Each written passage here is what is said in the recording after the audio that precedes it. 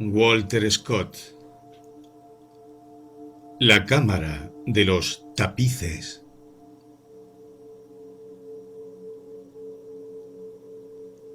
Hacia finales de la guerra norteamericana, cuando los oficiales del ejército de Lord Cornwallis, que se rindieron en la ciudad de York, y otros que habían sido hechos prisioneros durante la imprudente y desafortunada contienda, estaban regresando a su país a relatar sus aventuras y reponerse de las fatigas, había entre ellos un oficial con grado de general llamado Browne. Era un oficial de mérito, así como un caballero muy considerado por sus orígenes y por sus prendas. Ciertos asuntos habían llevado al general Browne a hacer un recorrido por los condados occidentales cuando, al concluir una jornada matinal, se encontró en las proximidades de una pequeña ciudad de provincias que presentaba una vista de incomparable belleza y unos rasgos marcadamente ingleses. El pueblo, con su antigua y majestuosa iglesia, cuyas torres daban testimonio de la devoción de épocas muy pretéritas, se alzaba en medio de praderas y pequeños campos de cereal, rodeados y divididos por hileras de setos vivos de gran tamaño y edad. Había pocas señales de los adelantos modernos.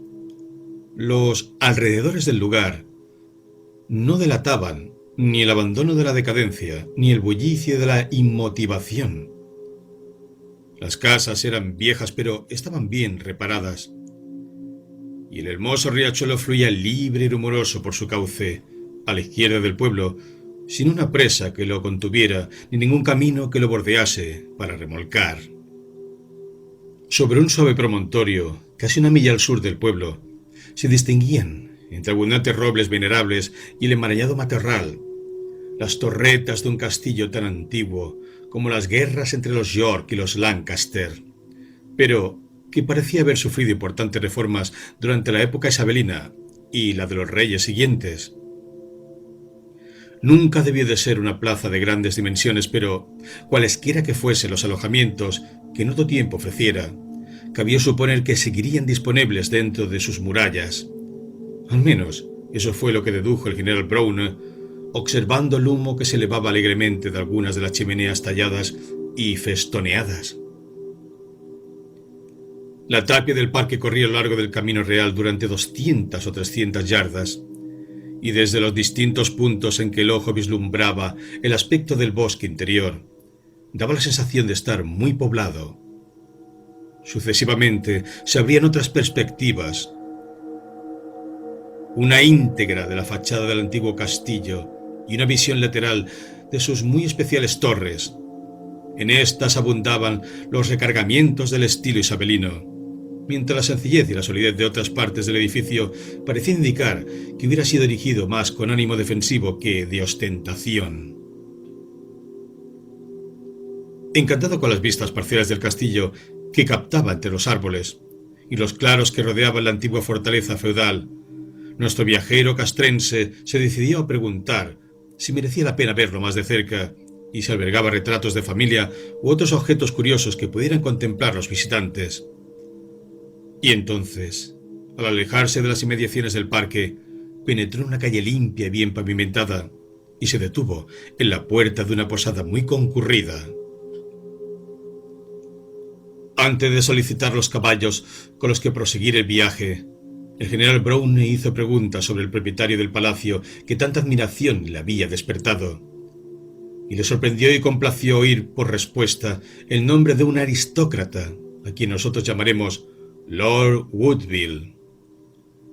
¡Qué suerte la suya!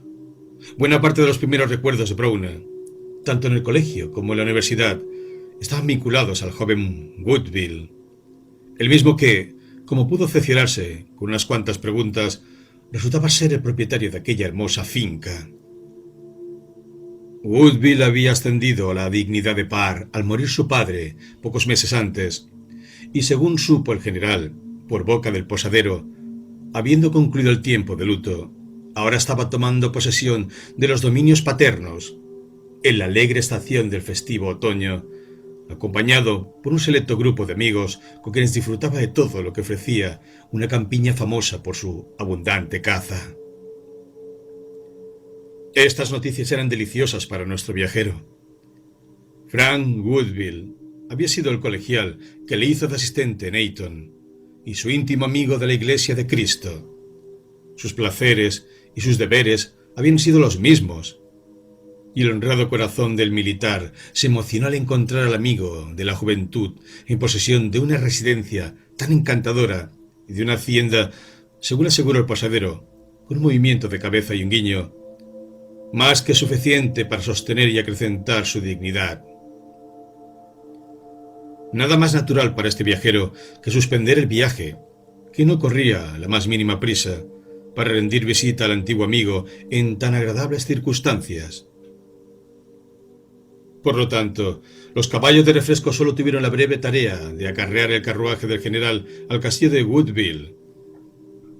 Un portero le abrió paso a una moderna logia gótica, construida en un estilo a juego con el del castillo, y al tiempo tocó una campana para advertir de la llegada del visitante. En apariencia, el sonido de la campana debió suspender la partida del grupo, dedicado a diversos entretenimientos matinales, pues, al entrar en el patio del palacio, había varios jóvenes en ropa de recreo, repantingados y mirando y criticando los perros que los guardabosques tenían dispuestos para participar en sus pasatiempos. Al apearse el general Browne, el joven lord salió a la puerta del vestíbulo y durante un instante estuvo observando, como si fuera un extraño, el aspecto de su amigo, en el que la guerra, con sus penalidades y sus heridas, había producido grandes cambios. Pero la incertidumbre solo perduró hasta que hubo hablado el visitante, y la alborazada bienvenida que siguió fue de esas que solo se intercambian entre quienes han pasado juntos los días felices de la despreocupada infancia y la primera juventud. «Si algún deseo hubiera podido tener, mi querido Brown», dijo Lord Woodville, «hubiera sido el de tenerte aquí. A ti, mejor que a nadie, en esta ocasión, que mis amigos están dispuestos a convertir en una especie de vacaciones. No te creas que no se te han seguido los pasos durante los años en que has estado ausente. He ido siguiendo los peligros por los que has pasado, tus triunfos e infortunios, y me ha complacido saber que, tanto en la victoria como en la derrota, el nombre de mi viejo amigo siempre ha merecido aplausos». El general le dio la pertinente réplica y felicitó a su amigo por su nueva dignidad y por poseer una casa y una finca tan hermosas. «Pero si todavía no has visto nada», dijo Lord Woodville, «y cuento con que no piensas en dejarnos hasta verte familiarizado con todo esto. Cierto es, lo confieso, que el grupo que ahora me acompaña es bastante numeroso y que la vieja casa, como otros lugares de este tipo, no dispone de tantos alojamientos como prometen las dimensiones de la tapia. Pero podemos proporcionarte un cómodo cuarto a la antigua, y me aventuro a suponer que tus campañas te habrán habituado a sentirte a gusto en peores condiciones». El general se encogió de hombros y se echó a reír. «Presumo», dijo, «que el peor aposento de tu palacio es notablemente mejor que el viejo tonel de tabaco donde me vi obligado a alojarme por la noche cuando estuve en la maleza, como le llaman los virginianos, con el cuerpo expedicionario. Allí me tumbaba, como el propio Diógenes, tan satisfecho de protegerme de los elementos que, aunque en vano, traté de llevarme conmigo el barril a mi siguiente acuartelamiento. Pero el que a la sazón era mi comandante no consentía tal lujo y hube de decir adiós a mi querido barril con lágrimas en los ojos». «Pues muy bien, puesto que no temes a tu alojamiento», dijo Lord Woodville, «te quedarás conmigo por lo menos una semana. Tenemos montones de escopetas, perros, cañas de pescar, moscas y material para entretenernos por mar y tierra. No es fácil divertirse, pero contamos con medios para conseguirlo. Y si prefieres las escopetas y los pointers, yo mismo te acompañaré y comprobaré si has mejorado la puntería viviendo entre los indios de las lejanas colonias». El general aceptó de buena gana todos los puntos de la amistosa invitación de su amigo. Después de una mañana de viril ejercicio, el grupo se reunió a comer y Lord Woodville se complació en poner de relieve las altas cualidades de su recobrado amigo, recomendándolo de este modo a sus invitados, muchos de los cuales eran personas muy distinguidas.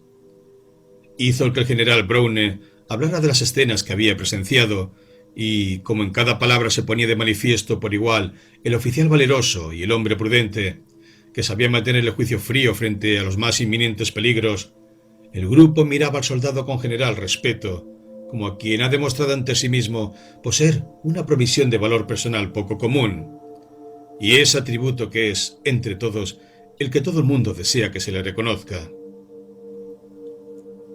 El día concluyó en el castillo de Woodville, como es habitual en tales mansiones. La hospitalidad se mantuvo dentro de los límites del orden.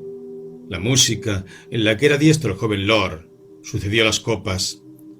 Las cartas y el billar estuvieron a disposición de quienes preferían estos entretenimientos, pero el ejercicio de la mañana requería madrugar, y no mucho después de las 11 comenzaron a retirarse los huéspedes a sus respectivas habitaciones. El señor de la casa en persona condujo a su amigo, el general Browne, a la cámara que le había destinado, que respondía a la descripción que había hecho, pues era confortable pero a la antigua. El lecho era de esos imponentes que se utilizaban a finales del siglo XVII, y las cortinas de seda descolorida estaban profusamente adornadas con oro deslustrado. En cambio, las sábanas, los almohadones y las mantas le parecían una delicia al soldado, que recordaba su otra mansión, el barril. Había algo tenebroso en los tapices que, con los ornamentos desgastados, cubrían las paredes de la reducida cámara y ondulaban brevemente al colarse la brisa otoñal por la vieja ventana enrejada, la cual daba golpes y silbaba al abrirse paso el aire. También el lavabo, con el espejo rematado en turbante, al estilo de principios de siglo, con su peinador de seda color morado y su centenar de estuches de formas extravagantes, previstos para tocados en desuso desde hacía 50 años. Tenía un aspecto vetusto a la vez que melancólico. Pero nada hubiera podido dar una luz más resplandeciente y alegre que las dos grandes velas de cera. Y si algo podía hacerles la competencia, eran los luminosos y flamantes haces de leña de la chimenea, que irradiaban a la vez luz y calor por el acogedor cuarto. Este, no obstante, lo anticuado de su aspecto general, no carecía de ninguna de las comodidades que las costumbres modernas hacen necesarias o deseables.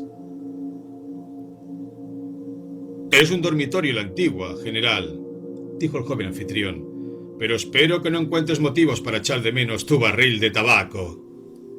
«No soy yo muy exigente con las habitaciones», replicó el general. «No obstante, por mi gusto, prefiero esta cámara, con mucha diferencia a las alcobas más modernas y vistosas de la mansión de tu familia. Ten la seguridad de que cuanto veo unidos este ambiente de confort moderno con su venerable antigüedad y el recuerdo que te pertenece, mejor alojado me siento aquí de lo que estuviera en el mejor hotel de Londres». «Confío, y no lo dudo, en que te sentirás tan cómodo como yo te deseo, mi querido general», dijo el joven aristócrata, y volviendo a desearle las buenas noches a su huésped, le estrechó la mano y se retiró. El general volvió a mirar en derredor, y congratulándose por sus adentros de su retorno a la vida pacífica, cuyas comodidades se le hacían más sensibles al recordar las privaciones y los peligros que últimamente había afrontado, se desnudó y se dispuso a pasar una noche de sibarítico descanso. Ahora, al contrario de lo que es habitual en el género de cuentos, dejaremos al general en posesión de su cuarto hasta la mañana siguiente. Los huéspedes se reunieron para desayunar una hora temprana, sin que compareciese el general Browne, que parecía ser, de todos los que lo rodeaban, el invitado que más interés tenía en honrar a Lord Woodville.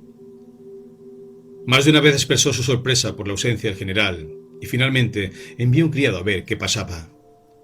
El hombre volvió diciendo que el general había estado paseando por el exterior desde primera hora de la mañana, a despecho del tiempo, que era neblinoso y desapacible. «Costumbres de soldado», dijo el joven aristócrata a sus amigos. «Muchos de ellos se habitúan a ser vigilantes y no pueden dormir después de la temprana hora en que por regla general tienen la obligación de estar alerta». Sin embargo, la explicación que de este modo ofreció Lord Woodville a sus invitados le pareció poco satisfactoria al mismo, y aguardó silencio y abstraído el regreso del general. Este se personó una hora después de haber sonado la campanilla del desayuno. Parecía fatigado y febril. Tenía el pelo, cuyo empolvamiento y arreglo constituían en aquella época una de las ocupaciones más importantes de la jornada diaria de un hombre, y decía tanto de su elegancia como en los tiempos actuales el nudo de la corbata o su ausencia, despeinado, sin rizar, falto de polvos y mojado de rocío. Llevaba las ropas desordenadas y puestas de cualquier modo, lo cual llamaba la atención en un militar, entre cuyos deberes diarios, reales o supuestos, suelen incluirse el cuidado de su atavío, y tenía el semblante demacrado y hasta cierto punto cadavérico. «¿Te has ido de marcha a hurtadillas esta mañana, mi querido general?», dijo Lord Woodville. «¿O acaso no has encontrado el lecho tan de tu gusto como yo esperaba y tú dabas por supuesto? ¿Cómo has dormido esta noche?». «Oh, de mil maravillas. Estupendo. No he dormido mejor en mi vida», dijo rápidamente General Brown, pero con un aire de embarazo que era evidente para su amigo. Luego, a toda prisa, se tragó una taza de té y, desatendiendo o rechazando todo cuanto se le ofrecía, pareció sumirse en sus pensamientos.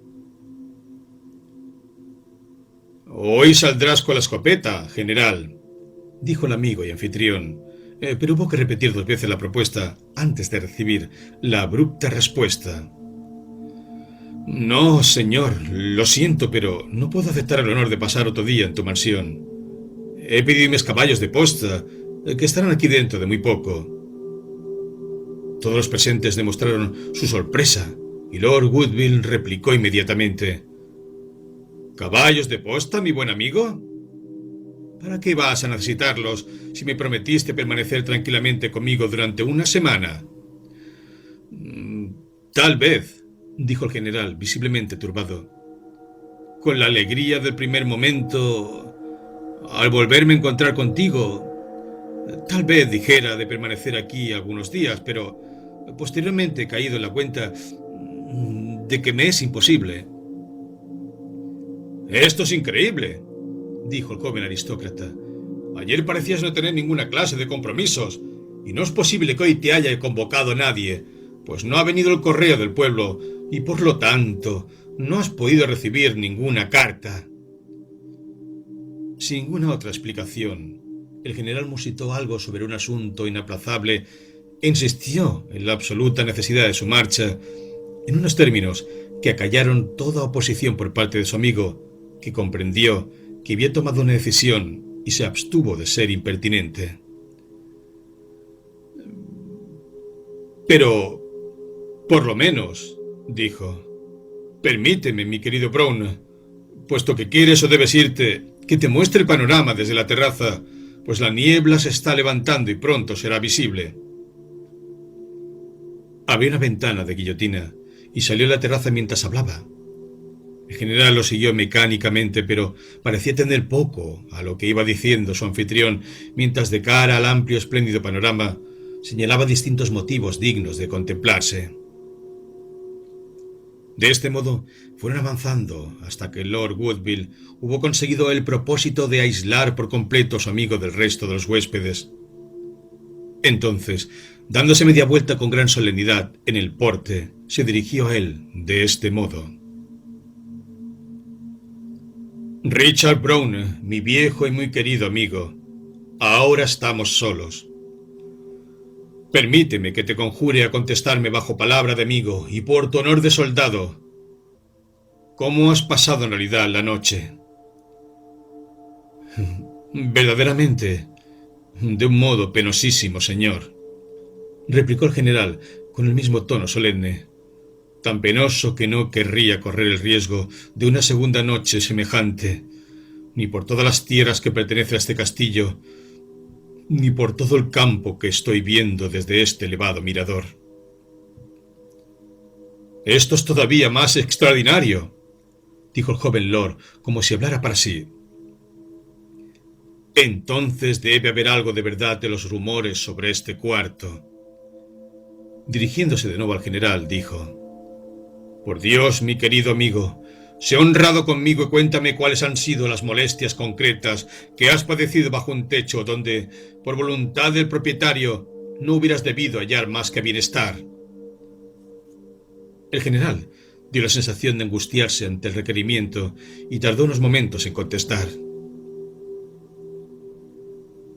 Mi querido señor, dijo al cabo, lo que ha sucedido la pasada noche es de una naturaleza tan peculiar y desagradable que me costaría entrar en detalles incluso contigo, si no fuera porque, independientemente de mi deseo de complacer cualquier petición tuya, creo que mi sinceridad puede conducir a alguna explicación sobre una circunstancia no menos dolorosa y misteriosa. Para otros, lo que voy a decir pudiera ser motivo de que se tomara por un débil mental, un loco supersticioso que sufre a consecuencia de que su propia imaginación lo engaña y confunde. Pero tú me conoces desde que éramos niños y jóvenes, y no sospechas que yo haya adquirido en la madurez sentimientos y flaquezas de que estaba libre cuando tenía menos años. Aquí hizo una pausa, y su amigo le replicó: No dudes de mi absoluta confianza en la veracidad de lo que me participes, por extravagante que sea. Conozco muy bien tu firmeza de carácter para sospechar que pudiera ser embaucado, y sé muy bien que tu sentido del honor y de la amistad te impediría asimismo exagerar en nada lo que hayas presenciado. Pues entonces, dijo el general, te contaré mi historia tan bien como sepa hacerlo, confiando en tu equidad. Y eso pese a tener la convicción de que preferiría enfrentarme a una batería mejor que repasar mentalmente los odiosos recuerdos de esta noche. Se detuvo por segunda vez, y luego, viendo que Lord Woodville se mantenía en silencio y en actitud de escuchar, comenzó, bien que no sin manifiesta contrariedad, la historia de sus aventuras nocturnas en la cámara de los tapices. Me desnudé y me acosté. Tan pronto me dejaste sola anoche, pero la leña de la chimenea, que casi estaba enfrente del lecho, ardía resplandeciente y con viveza, y esto, junto con el centenar de excitantes recuerdos de mi infancia y juventud, que me había traído a la cabeza el inesperado placer de encontrarme contigo, me impidió rendirme enseguida al sueño.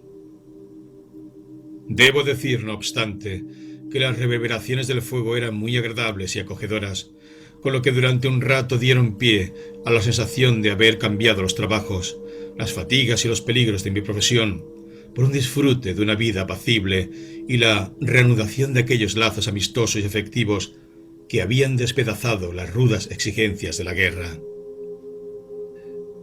Mientras me iban pasando por la cabeza estos gratos pensamientos que poco a poco me arrullaban y adormecían, de repente me espabiló un ruido parecido al frufrú de un vestido de seda y a los pasos de unos zapatos de tacón, como si una mujer estuviera paseando por el cuarto. Antes de que pudiese descorrer la cortina para ver qué era lo que pasaba, cruzó entre la cama y la chimenea la figura de una mujercita. La silueta estaba de espaldas a mí, pero pude observar, por la forma de los hombros y del cuello, que correspondía a una anciana vestida con un traje a la antigua, de esos que, creo, las damas llaman un saco. Es decir, una especie de bata completamente suelta sobre el cuerpo, pero recogida por unos grandes pliegues en el cuello y los hombros, que llega hasta el suelo y termina en una especie de cola. Pensé que era una intrusión bien extraña, pero ni por un momento se me ocurrió la idea de que lo que veía fuese otra cosa que la forma mortal de alguna anciana de la casa que tenía el capricho de vestirse como su abuela y que, puesto que su señoría mencionó que andaba bastante escaso de habitaciones, habiendo sido desalojada de su cuarto para mi acomodo, se había olvidado de tal circunstancia y regresaba a las 12 a su sitio de costumbre. Con este convencimiento me removí en la cama y tosí un poco, para hacer saber al intruso que yo había tomado posesión del sitio. Ella fue dándose la vuelta despacio, pero... ¡Santo cielo, señor! ¡Qué semblante me mostró! Ya no cabía la menor duda de lo que era ni cabía pensar en absoluto que fuese una persona viva. sobre el rostro, que presentaba las facciones rígidas de un cadáver. Llevaba impresos los rasgos de la más vil y repugnante de las pasiones que la habían animado durante la vida. Parecía que hubiera sido de la tumba el cuerpo de algún atroz criminal y se le hubiera devuelto el alma desde el fuego de los condenados para, durante un tiempo, aunarse con el viejo cómplice de su culpa. Yo me incorporé en la cama y me senté derecho, sosteniéndome sobre las palmas de las manos mientras miraba fijamente aquel horrible espectro. Ella avanzó con una zancada rápida, o eso me pareció a mí, hacia el lecho donde yo yacía, y se acuclilló, una vez arriba, precisamente la misma postura que yo había adoptado en el paroxismo del horror, adelantando su diabólico semblante hasta ponerlo a menos de medio metro del mío, con una mueca que parecía expresar la maldad y el escarnio de un demonio colorado. Al llegar allí, el general Browner se detuvo y se enjugó el sudor frío que le había pegado la frente al recordar la horrible visión. «Señor», dijo, «yo no soy cobarde. He pasado por los peligros de muerte propios de mi profesión, y en verdad puedo presumir de que ningún hombre ha visto a Richard Browner deshonrar la espada que luce. Pero en estas horribles circunstancias, ante aquellos ojos, y por lo que parecía, casi apresado por la encarnación de un espíritu maligno, toda firmeza me abandonó. Toda mi hombría se derritió dentro de mí, como la cera en un horno, y sentí ponérseme de punta todos los pelos de mi cuerpo. Dejó de circularme la sangre por las venas, y me hundí en un desvanecimiento, más víctima del terror y del pánico que no haya sido nunca una moza de aldea o un niño de 10 años. Me es imposible conjeturar durante cuánto tiempo estuve en ese estado, pero me despertó el reloj del castillo al dar la 1, con tanta fuerza que tuve la impresión de que sonaba dentro del cuarto. Transcurrido algún tiempo, antes de que osara abrir los ojos, no fuesen a encontrar de nuevo la horripilante visión. No obstante, cuando reuní valor para mirar, la mujer ya no se veía. Mi primera idea fue tocar la campanilla, despertar a los criados y trasladarme a un desván o un enil, con tal de estar seguro de no recibir una segunda visita. Pero he de confesar la verdad. Mi decisión se vio alterada, no por la vergüenza de ponerme en evidencia, sino por el miedo que me daba de que, al ir hasta la chimenea, junto a la cual colgaba el cordón de la lamparilla, volviera a interponérseme la diabólica mujer, que, me imaginaba yo, debía seguir el acecho en cualquier rincón de la alcoba. No intentaré describirte qué paroxismos de calor y de frío me atormentaron durante el resto de la noche, en medio de las cabezadas, las vigilias penosas y ese estado incierto que es la tierra de nadie que los separa. Parecía que un centenar de objetos terribles me rondaran, pero había una gran diferencia entre la visión que te he descrito y esas otras que siguieron, de modo que yo me daba cuenta de que las últimas eran supercherías de mi imaginación y de mis nervios. Por fin clareó el día y me levanté de la cama, con el cuerpo enfermo y el espíritu humillado. Estaba avergonzado de mí mismo, como hombre y como soldado, más aún al percibir mis vivísimos deseos de huir del cuarto embrujado, deseos que, no obstante, se imponían sobre todas las demás consideraciones, de manera que, echándome encima las ropas a toda prisa, sin el menor cuidado, escapé de tu mansión para buscar en el aire libre algún alivio a mis nervios, que estaban perturbados por el horrible encuentro con el visitante del otro mundo, pues no otra cosa creo que fuese aquella mujer. Ahora conoces las causas de mi desasosiego y de mi repentino deseo de abandonar tu hospitalario castillo. Confío en que podremos vernos a menudo en otros lugares, pero Dios me libre de pasar jamás una segunda noche bajo este techo. Aunque el relato del general era extravagante, había hablado con tal tono de profunda convicción que no daba pie a los comentarios que suelen despertar tales historias.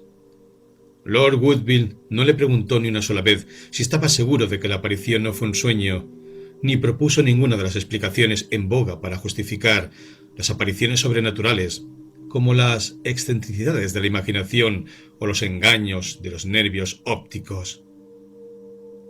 Por el contrario, se mostró profundamente impresionado por la veracidad y autenticidad de lo que acababa de oír, y luego de un largo silencio se dolió, con abiertos visos de sinceridad, de que aquel amigo de la juventud lo hubiese pasado tan mal en su casa. «Lamento tanto más tu malestar, mi querido Brown», dijo, «cuanto que la desgracia es consecuencia, aunque imprevisible, de un experimento mío. Debes saber que al menos en los tiempos de mi madre y de mi abuelo, la habitación que te asigné anoche estuvo cerrada por los rumores de que allí ocurrían ruidos y visiones sobrenaturales.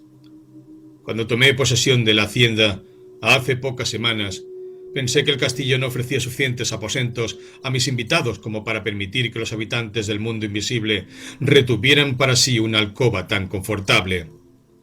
Por eso hice que abrieran la cámara de los tapices, que es como la llamamos, y sin destruir su ambiente vetusto, hice que agregaran el mobiliario que imponen los tiempos modernos. Pero, como la idea de que el cuarto estaba embrujado seguía firmemente arraigada entre los criados, y también era conocida en el vecindario y por muchos de mis amigos, temí que los prejuicios del primer ocupante de la cámara de los tapices revivaran la mala fama de que es objeto, frustrándose así mis intenciones de convertirla en parte útil de la casa. Debo confesarte, mi querido Brown, que tu llegada de ayer, tan de mi agrado por otras 1000 razones, me pareció la ocasión ideal para acabar con esos desagradables cuentos sobre tal cuarto, puesto que tu valor estaba fuera de toda duda y tu entendimiento libre de todo temor preconcebido. En consecuencia, no hubiera podido elegir mejor sujeto para mi experiencia. Por mi vida, dijo el general Brown, con algo de precipitación, que te quedo infinitamente obligado, verdaderamente reconocido. Es muy probable que durante algún tiempo recuerde las consecuencias del experimento, según gustas denominarlo. No, ahora estás siendo injusto, mi querido amigo, dijo Lord Woodville. Bastará con que reflexiones un momento para convencerte de que yo no podía prever la posibilidad de exponerte a las angustias que desgraciadamente has sufrido. Ayer por la mañana yo era absolutamente escéptico en cuanto a las apariciones sobrenaturales, pero estoy seguro de que si te hubieran hablado de la habitación, esos mismos rumores te habrían impulsado por tu propio gusto a elegirla como dormitorio. Ese ha sido mi revés, quizá mi error, pero de verdad no puede calificarse de falta. Haber dado lugar a que tú hayas sufrido de un modo tan increíble. Verdaderamente increíble, dijo el general, recuperando el buen humor, y reconozco que no tengo derecho a estar ofendido contigo por haberme tratado tal y como yo acostumbro a considerarme a mí mismo, un hombre firme y valiente. Pero veo que han llegado mis caballos de posta y no quiero interrumpir tus diversiones. Pero, viejo amigo, dijo Lord Woodville, ya que no te es posible permanecer con nosotros ni un día más, lo cual, desde luego, no tengo derecho a exigirte, concédeme al menos otra media hora. A ti te gustaban los cuadros, y yo tengo una galería de retratos, algunos de ellos de Van Dyck, que representan a los antepasados a quienes pertenecieron esta hacienda y este castillo. Creo que varios de ellos te impresionarán por su gran mérito. El general Brown aceptó la invitación, aunque no de muy buena gana. Era evidente que no respiraría con libertad y a sus anchas hasta haber dejado a sus espaldas el castillo de Woodville. No obstante, no podía rechazar la invitación de su amigo, y mucho menos cuanto que estaba un poco avergonzado por el mal humor que había mostrado a su bienintencionado anfitrión. Así pues, el general siguió a Lord Woodville por varias salas hasta la galería donde estaban expuestos los cuadros que este último fue señalando a su huésped, diciéndole los nombres y contándole algunas cosas sobre los sucesivos personajes cuyos retratos contemplaban. Al general Brown le interesaban muy poco los pormenores de lo que se le iba informando. Los cuadros, de hecho, eran muy del estilo de todos los que se ven en las antiguas galerías familiares. Un caballero que había arruinado su hacienda al servicio del rey, una hermosa dama que la había restaurado, contrayendo matrimonio con un acaudalado puritano, un caballero galante que se había arriesgado al mantener correspondencia con la corte exiliada de Saint-Germain, otro que había tomado las armas en favor de William Cromwell durante la Revolución, y otro que había volcado alternativamente su peso en el platillo de los Whig y de los Tory. Mientras Lord Woodville atiborraba con estas palabras los oídos de su huésped, como se ceba a los pavos, alcanzaron el centro de la galería. De pronto, el general se sobresaltó y adoptó una actitud casi de asombro, no sin algo de temor, al recaer sus ojos, súbitamente atraídos por el cuadro, sobre el retrato de una anciana dama vestida según la usanza de la moda de finales del siglo XVII. «¡Esta es!», exclamó. «¡Esta es!, por el tipo, por los rasgos, aunque la expresión no llegue a ser tan demoníaca como la de la detestable mujer que me visitó anoche». «Si es así», dijo el joven aristócrata, «ya no queda ninguna duda sobre la horrible realidad de la aparición. Este retrato es de una desdichada antepasada mía sobre cuyos crímenes se conserva una siniestra, espantosa relación en una historia de mi familia que guardo en mi escritorio. Enumerarlo sería demasiado horrible. Baste decir que en tu funesto dormitorio se cometió un incesto y un asesinato perverso. Lo devolveré al aislamiento al que lo habían confinado quienes me precedieron, y nadie, mientras yo pueda impedirlo, se expondrá a que se repitan los horrores sobrenaturales capaces de hacer vacilar un valor como el tuyo». Así que los dos amigos, que con tanto regocijo se habían encontrado, se despidieron con muy distintos ánimos. Lord Woodville, pensando en ordenar que la cámara de los tapices fuese desmantelada y cegada la puerta, el general Brown decidió buscar en algún paraje menos hermoso y con algún amigo menos encumbrado el olvido de la deplorable noche que había pasado en el castillo de Woodville.